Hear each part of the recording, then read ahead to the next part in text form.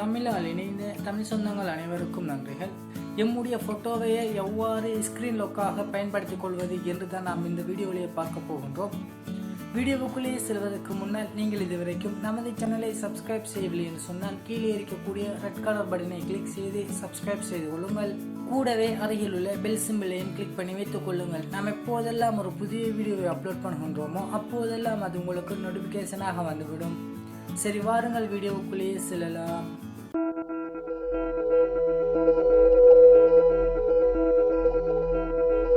எம்முடைய ஃபோட்டோவையே ஸ்க்ரீன் லாக்காக பயன்படுத்திக் கொள்வதற்கு ஒரு அப்ளிகேஷனை இன்ஸ்டால் பண்ண வேண்டும். அந்த அப்ளிகேஷனுடைய லிங்கை கீழே டிஸ்கிரிப்ஷனில் வழங்கியுள்ளேன். அந்த லிங்கை பயன்படுத்தி இலகுவாக டவுன்லோட் பண்ணிக்கொள்ளுங்கள். இந்த அப்ளிகேஷனை டவுன்லோட் பண்ணி ஓப்பன் செய்தனால் உங்களுக்கு ஆரம்பத்திலே சில பெர்மிஷன்கள் கேட்கும். அந்த பெர்மிஷன்களை எல்லாம் கொடுத்து வைத்துக் கொள்ளுங்கள். அதன் பிறகு இந்த அப்ளிகேஷனை ஓப்பன் செய்தனால் உங்களுக்கு டிஃபால்ட்டாக 2 போட்டோக்கள் தந்திருப்பார்கள். அந்த 2 போட்டோவையும் நீங்கள் ஸ்கிரீன் லாக்காக பயன்படுத்திக் கொள்ள முடியும், அல்லது உங்களுடைய போட்டோவையும் இதிலே ஸ்கிரீன் லாக்காக பயன்படுத்திக் கொள்ள முடியும். அதற்கு நீங்கள் மை போட்டோ என்கின்ற இந்த ஆப்ஷன்களிலே ஏதாவது ஒன்றை செலக்ட் பண்ணிக்கொள்ளுங்கள். அதனை செலக்ட் பண்ணினீங்க சொன்னால் உங்களுக்கு 3 விதமான ஆப்ஷன்கள் தருவார்கள். அதிலே உங்களுடைய கேலரியை நீங்கள் சூஸ் பண்ணிக்கொள்ளுங்கள். அதன் பிறகு உங்களுடைய மொபைலுக்கு எந்த போட்டோவை ஸ்கிரீன் லாக்காக பயன்படுத்திக் கொள்ள விரும்புகின்றீர்களோ அதனை சூஸ் பண்ணிக்கொள்ளுங்கள். நான் இப்போது இந்த போட்டோவை சூஸ் பண்ணிக்கொள்கிறேன்.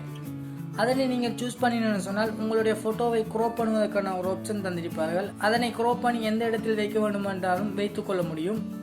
அதன் பிறகு இங்கே மேலே இருக்கக்கூடிய ஓகே என்கின்ற இந்த ஆப்ஷனை கொடுத்துக் கொள்ளுங்கள். பிறகு நீங்கள் செலக்ட் பண்ணின ஃபோட்டோ டிஸ்பிளே ஆகும். அதிலே நீங்கள் 2 to 4 இடங்களிலே உங்களுடைய பாஸ்வேர்டை செட் பண்ணுவதற்காக டச் பண்ண வேண்டும். இப்போது நான் இங்கே இருக்கக்கூடிய 4 இடங்களிலே டச் பண்ணுகின்றேன். இந்த 4 இடங்களிலேயும் நீங்கள் டச் பண்ணி ஓகே கொடுத்து கொள்ளுங்கள், அல்லது நீங்கள் 2 அல்லது 3 இடங்களிலேயும் டச் பண்ணிக்கொள்ள முடியும். அதன் பிறகு வெரிஃபை பண்ணுவதற்காக இதிலே கன்ஃபார்ம் கேட்கின்றார்கள். அதனை நீங்கள் கன்ஃபார்ம் பண்ணிக்கொள்ளுங்கள். அதன் பிறகு ஓகே கொடுத்துருன்னு சொன்னால் இப்போது உங்களுக்கு ஃபினிஷ் சக்ஸஸ் ஆகி ஃபினிஷ் என்கின்ற இந்த ஆப்ஷனை கொடுத்துக் கொள்ளுங்கள். அதன் பிறகு உங்களுடைய ஸ்க்ரீனை நீங்கள் லாக் பண்ணி ஆன் பண்ணினு சொன்னால் நீங்கள் டிஃபால்ட்டாக கொடுத்திருக்கக்கூடிய பாஸ்வேர்ட் இதிலே கேட்கும். அதன் பிறகு இந்த அப்ளிகேஷன் தான் ஓப்பன் ஆகும்.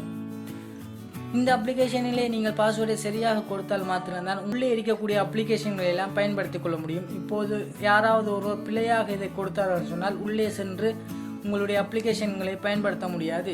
இன்று நாம் இந்த வீடியோவில் பார்த்த வீடியோ உங்கள் அனைவருக்கும் மிகவும் பிரயோசனமான வீடியோமாக இருந்திருக்கும் என்று நான் நினைக்கின்றேன். இந்த வீடியோ பிடித்திருந்த லைக் செய்யுங்கள். இந்த வீடியோ பற்றிய கருத்துக்களை கீழே உள்ள கமெண்ட் பாக்ஸில் கமெண்ட் செய்யுங்கள்.